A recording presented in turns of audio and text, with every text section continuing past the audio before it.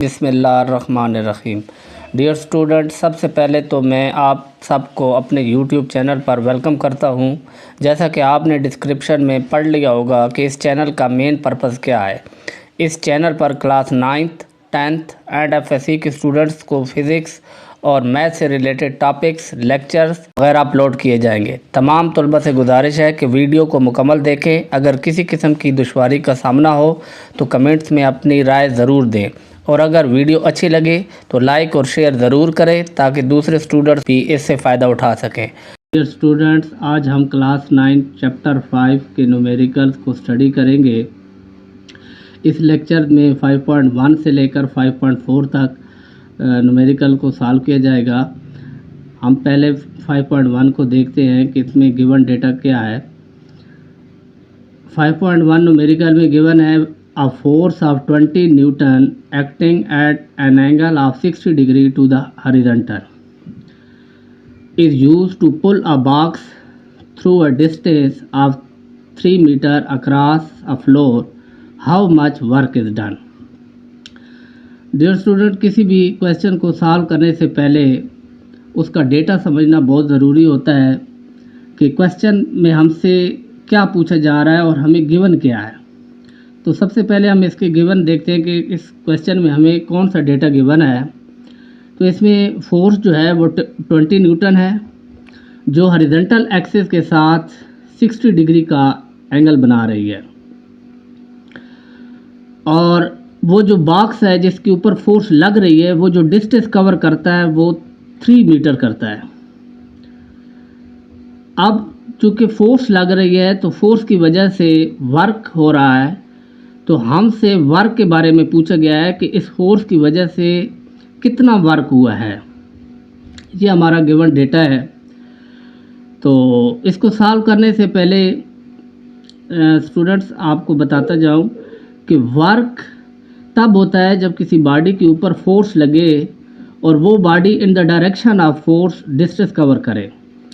अब यहाँ पे फोर्स जो है, चूँकि ये एक वेक्टर क्वांटिटी है और किसी भी वेक्टर को रिप्रेजेंट करने के लिए दो चीज़ें ज़रूरी होती हैं। नंबर एक, उस वेक्टर का मैग्नीट्यूड, नंबर दो, उसकी डायरेक्शन। तो यहाँ पे देखें, हमारे क्वेश्चन में गिवन है कि हमारे पास एक बॉक्स है, उसके ऊपर एक फोर्स लग रही है जो हॉरिजॉन्टल का मतलब है एक्स एक्सिस के साथ एक एंगल बना रही है 60 डिग्री का। तो हमने वर्क फाइंड करना है। अगर तो फोर्स और डिस्प्लेसमेंट दोनों सेम डायरेक्शन में हो तो फिर उनके दरमियान एंगल 0 डिग्री होता है, और क्योंकि वर्क के फार्मूले में काज थीटा को हम यूज़ करते हैं, और तो काज 0 डिग्री जो है ये हमारे पास 1 आ जाता है। लेकिन इस केस में चूँकि फोर्स जो है वो in the direction of displacement नहीं है बल्कि एक किसी एंगल पे लग रही है, तो सबसे पहले हम क्या करेंगे, इस फोर्स को कंपोनेंट में डिवाइड करेंगे। 2 परपेंडिकुलर कंपोनेंट, जिनको आप परपेंडिकुलर कंपोनेंट इस वजह से कहते हैं कि इनके दरमियान जो एंगल होता है वो 90 डिग्री का होता है। एक कंपोनेंट जो अलॉन्ग एक्स एक्सिस होता है उसको हम एक्स कंपोनेंट कहते हैं और उसको एफ एक्स से रिप्रेजेंट किया जाता है। सिमिलरली वो कंपोनेंट जो अलॉन्ग वाई एक्सिस होता है उसको एफ वाई से रिप्रेजेंट किया जाता है। चूँकि हमारा डिस्प्लेसमेंट हॉरिजॉन्टल एक्सिस पे है, एक्स एक्सिस के अलॉन्ग है, तो हमने फोर्स का वो कंपोनेंट लेना है जो अलॉन्ग एक्स एक्सिस है, और वो है एफ एक्स। एफ एक्स की वैल्यू होती है एफ कॉस थीटा। मैं सबसे पहले तो वर्क का फार्मूला लिखता हूँ कि जो हमने इस चैप्टर में पढ़ा है कि वर्क फाइंड करने के लिए कौन सा फार्मूला हम यूज़ करते हैं। तो वो होता है हमारे पास W = F × S। ये जनरल फार्मूला है जब दोनों force and displacement same direction में हो। क्योंकि यहाँ पे हमारे पास फोर्स जो है वो सेम डायरेक्शन में नहीं है बल्कि किसी एंगल पे लग रही है, तो हम फोर्स का एक्स कंपोनेंट लेंगे, तो हमारे पास आ जाएगा Fx/S। अब Fx की वैल्यू मैंने आपको बता दी है कि Fx जो होता है ये F cos थीटा होता है। तो W = F cos theta × S। जब इसको हम रीअरेंज करते हैं तो हमारे पास फार्मूला आ जाता है Fs cos थीटा अब हमें वैल्यू गिवन है, जस्ट हमने इसमें पुट करनी है और हमें वर्क मिल जाएगा। किस तरह? फोर्स हमारे में फोर्स जो है वो 20 न्यूटन गिवन है और एस जो है वो 3 मीटर है और एंगल जो हमें गिवन है वो 60 डिग्री का। तो जब हम इसको सॉल्व करते हैं तो हमारे पास ये आ जाएगा 20 को 3 से मल्टीप्लाई करें तो 60 और cos 60 की जो वैल्यू होती है वो आप कैलकुलेटर से भी फाइंड आउट कर सकते हैं या टेबल से भी वैल्यू ले सकते हैं। तो टेबल में इसकी वैल्यू cos 60 की वैल्यू होती है 1/2। तो इसको अगर सिंप्लीफाई करें तो 2 जो है ये इसके साथ कैंसिल हो जाता है, तो हमारे पास W आ जाएगा work is equal to 30 joule. ये हमारा आंसर है। अब हम क्वेश्चन नंबर 2 देखते हैं। क्वेश्चन नंबर 2 में हमें गिवन है कि a body moves a distance of 5 metre in a straight line under the action of force of 8 newton. If the work done is 20 joule, find the angle which the force make with the direction of motion of the body. ये question भी बिल्कुल same उसी तरह का है, वही formula यहाँ पे भी यूज़ होगा। यहाँ पे भी हमारे पास जो फोर्स है 8 न्यूटन है और वो किसी एंगल पे लग रही है। हमें एंगल नहीं गिवन है, यहाँ पे हमने एंगल को फाइंड आउट करना है।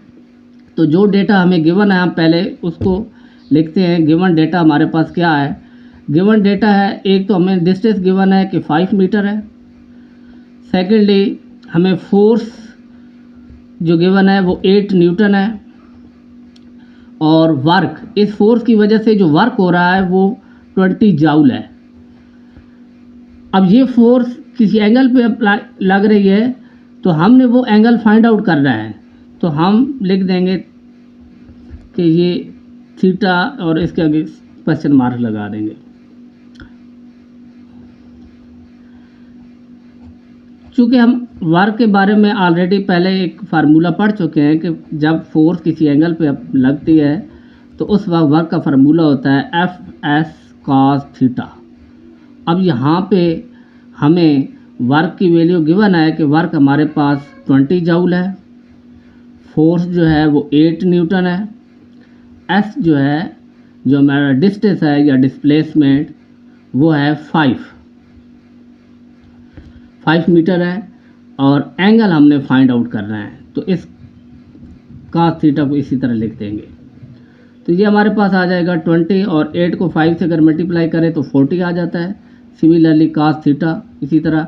अब 40 इक्वेशन के साइड पे मल्टीप्लाई हो रहा है, इसको जब हम इक्वल के दूसरी साइड पे लाएंगे तो ये डिवाइड हो जाएगा। ये हमारे पास आ जाएगा cos theta is equal to 20 divided by 40। 0 को 0 से कैंसिल कर दें और 2 1 जार 2 2 जार, तो हमारे पास cos थीटा की वैल्यू आ जाती है 1/2। अब किस एंगल पे cos की वैल्यू 1/2 होती है तो वो एंगल होता है 60 डिग्री। आप टेबल से भी इसको फाइंड आउट कर सकते हैं, लेकिन अगर कैलकुलेटर से फाइंड आउट करना है तो आप cos को इक्वल के दूसरी साइड पे ले जाएं। जब हम cos को दूसरी साइड पे लेके आते हैं तो ये बन जाता है cos इन्वर्स। cos इन्वर्स 1/2 की जगह मैं 0.5 लिख रहा हूँ। तो cos इन्वर्स जब इसका आप लेते हैं तो हमारे पास एंगल आ जाता है 60 डिग्री। ये हमारा आंसर है। नेक्स्ट हमारे पास क्वेश्चन है, an engine raises 100 kilogram of water through a height of 80 metre in 25 second, what is the power of engine. इस क्वेश्चन में हमें जो गिवन डेटा है वो सबसे पहले तो हम गिवन डेटा को लिखते हैं जी। हाइट हमारे पास है 80 मीटर और टाइम जो गिवन है वो 25 सेकंड है। पावर हमने फाइंड आउट करनी है। तो देखिए हमने इस चैप्टर में पावर का एक फार्मूला पढ़ा था कि जो पावर होती है किसी भी मशीन की या किसी भी सिस्टम की, जो पावर है उसको फाइंड आउट करने का जो रिलेशन होता है वो हमारे पास होता है work done divided by time. यानी कि यूनिट टाइम में किया गया वर्क उस मशीन की या उस सिस्टम की पावर कहलाती है। अब चूँकि हमें अगर हम इस फार्मूले को देखें तो हमें तो वर्क डन गिवन नहीं है, लेकिन हमें पावर फाइंड आउट करनी है। तो देखिए इसके लिए हम पहले इसकी स्टेटमेंट को समझेंगे कि इस स्टेटमेंट में क्वेश्चन में क्या गिवन है। तो देखिए क्वेश्चन में गिवन है कि एक इंजन है जो 100 किलोग्राम वाटर को 80 मीटर हाइट तक लेके जाता है। फॉर एग्जांपल हम कंसिडर करते हैं कि ये हमारा ग्राउंड है और यहाँ से हम वाटर को उठा रहे हैं और 80 मीटर तक लेके जा रहे हैं। देखिए जब भी हम किसी भी ऑब्जेक्ट को ग्राउंड से उठाते हैं, हाइट पे लेके जाते हैं, तो अब उसकी जो एनर्जी में चेंज आता है, क्योंकि ये चेंज उसकी पोजीशन की वजह से आ रहा होता है, तो हम कहते हैं कि यहाँ पे जो बॉडी के अंदर एनर्जी स्टोर हो जाती है वो उसकी पोटेंशियल एनर्जी होती है। अब अगर हम इसका वर्क फाइंड आउट करें कि वर्क कितना होगा, तो इस वाटर को यहाँ से यहाँ तक ले जाने के लिए जो हम वर्क करते हैं वो इसकी पोटेंशियल एनर्जी के बराबर होगा जो इस पॉइंट पे होगी। पोटेंशियल एनर्जी को EP से ज़ाहिर करते हैं, तो इसका फार्मूला होता है mgh। तो हम इस फार्मूले को यूज़ करके पोटेंशियल एनर्जी निकाल सकते हैं। तो चूँकि हमारा जो वर्क डन है वो पोटेंशियल एनर्जी की इक्वल है, तो हम सबसे पहले इसकी पोटेंशियल एनर्जी को निकाल लेते हैं, या इसी फार्मूले में वर्क डन की जगह पोटेंशियल एनर्जी की वैल्यू इंटर करते हैं, तो इस तरह हमें पावर मिल जाएगी जी। तो वर्क डन हमारे पास आ जाएगा mgh और डिवाइडेड बाय टाइम, टाइम को t से रिप्रेजेंट करते हैं। यहाँ पे इस क्वेश्चन में हमें जो मास गिवन है वो है 100 किलोग्राम। 100 किलोग्राम मास है और g की वैल्यू तो एग्जैक्ट वैल्यू 9.8 होती है, लेकिन हमारी बुक में हमारी आसानी के लिए 9.8 के बजाय 10 दी गई है, तो मैं यहाँ पे 10 ही एंटर करूँगा। और हाइट है हमारे पास 80 मीटर और टाइम जो गिवन है वो है 25 सेकेंड। तो अगर मैं इसको सॉल्व करूँ तो मेरे पास ये आ जाएगा 25 को मैं कैंसिल करता हूँ 100 के साथ, यहाँ पे आ जाएगा 4। तो 4 को अगर 10 से मल्टीप्लाई करें तो बन जाता है 40, और 40 को 80 से अगर मल्टीप्लाई कर दें तो हमारे पास पावर आ जाती है 3200 वाट। पावर का जो SI यूनिट है वो वाट होता है। डियर स्टूडेंट, जब भी आप न्यूमेरिकल को सॉल्व करें तो आपने यूनिट का यूज़ लाजमी करना है। नेक्स्ट हम 5.4 न्यूमेरिकल को देखते हैं। 5.4 में गिवन है a body of mass 20 kilogram is at rest. देखें मास जो हमें गिवन है वो है 20 किलोग्राम और रेस्ट की बात कर रहा है। जब भी कोई ऑब्जेक्ट रेस्ट पे होता है तो उसका मतलब होता है कि उसकी जो इनिशियल वेलोसिटी है जिसको आप VI से रिप्रेजेंट करते हैं वो 0 है, 0 मीटर पर सेकेंड। अब 40 न्यूटन फोर्स एक्ट, उसके ऊपर जो फोर्स लग रही है वो 40 न्यूटन है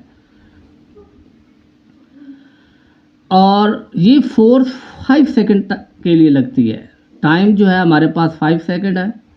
व्हाट इज़ काइनेटिक एनर्जी, हमने काइनेटिक एनर्जी को फाइंड आउट करना है यहाँ पे। At the end of this time, यानी कि 5 सेकेंड के बाद उस बॉडी की काइनेटिक एनर्जी क्या होगी, ये डेटा हमें गिवन था।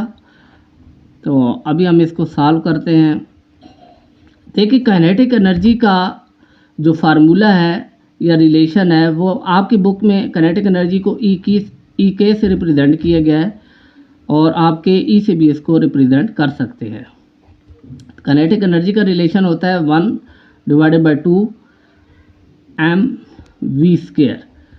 अब अगर आप डेटे को देखें तो हमारे पास जो गिवन डेटा है उसमें मास तो हमें मालूम है, लेकिन हमें जो उसकी वेलोसिटी है वो इनिशियल वेलोसिटी दी गई है। जब इनिशियल वेलोसिटी चूँकि वो ऑलरेडी रेस्ट में था तो वो तो 0 है, और अगर मैं यहाँ पे 0 एंटर करता हूँ तो मेरे पास तो काइनेटिक एनर्जी 0 हो जाती है। हालांकि काइनेटिक एनर्जी 0 नहीं होगी क्योंकि बॉडी के ऊपर फोर्स लग रही है। अच्छा, अब जब बॉडी की वेलोसिटी 0 नहीं है तो इसका मतलब ये है कि ये वाली वेलोसिटी तो हमारी यूज़ नहीं होगी यहाँ पे। तो हमने क्या करना है, हम जब उसके ऊपर फोर्स लगती है तो लाज़मी बात है उसकी वेलोसिटी में चेंज आता है। और वेलोसिटी में जो चेंज होता है यही हमारे पास एक्सेलरेशन होता है। अब ये जो जब वेलोसिटी चेंज होती है तो फाइनल वेलोसिटी बन जाती है। पहले इनिशियल वेलोसिटी थी, अब आ जाएगी फाइनल वेलोसिटी। अब ये फाइनल वेलोसिटी कैसे फाइंड आउट करेंगे? तो फाइनल वेलोसिटी पहले मैं फाइंड आउट करता हूँ। उसके लिए मैं यूज़ करता हूँ Newton second law of motion, जिसके मुताबिक F is equal to ma। अब अगर इस फार्मूले को हम देखें तो हमें तो F गिवन है, m भी गिवन है, लेकिन एक्सेलरेशन गिवन नहीं है। तो एक्सेलरेशन की हम वैल्यू लगा लेंगे।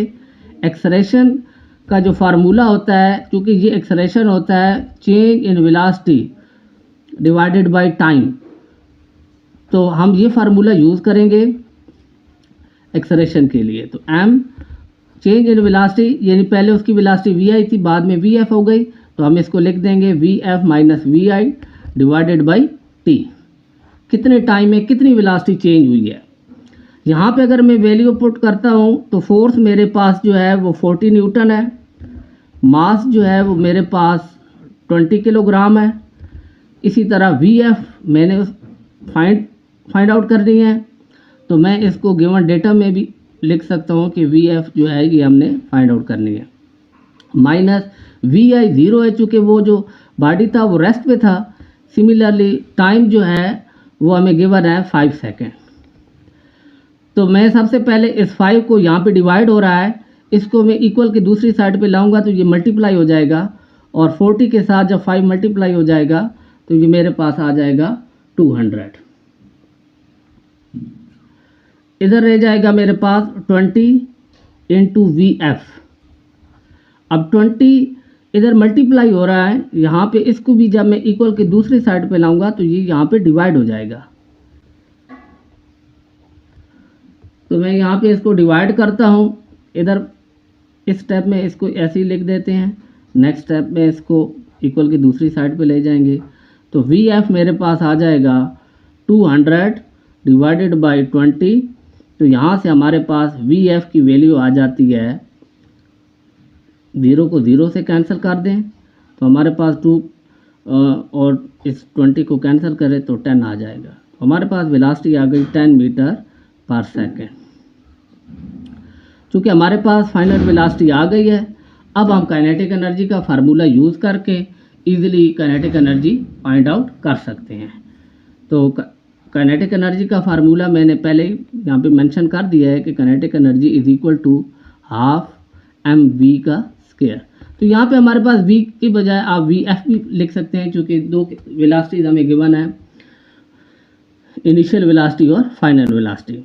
तो काइनेटिक एनर्जी हमने फाइंड करनी है। ई के से भी इसको मेंशन कर सकते हैं, के ई से भी लिख सकते हैं, 1 डिवाइडेड बाई 2। और मास जो है वो हमारे पास 20 किलोग्राम है, और वेलोसिटी जो हमारे पास आई है वो 10 का स्क्वायर आई है।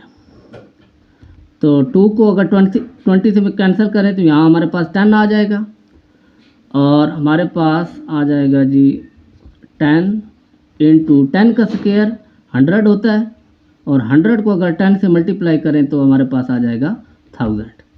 ई के इज इक्वल टू 1000 जाउल। ये हमारे पास एनर्जी का जो ऐसा यूनिट होता है वो जाउल होता है।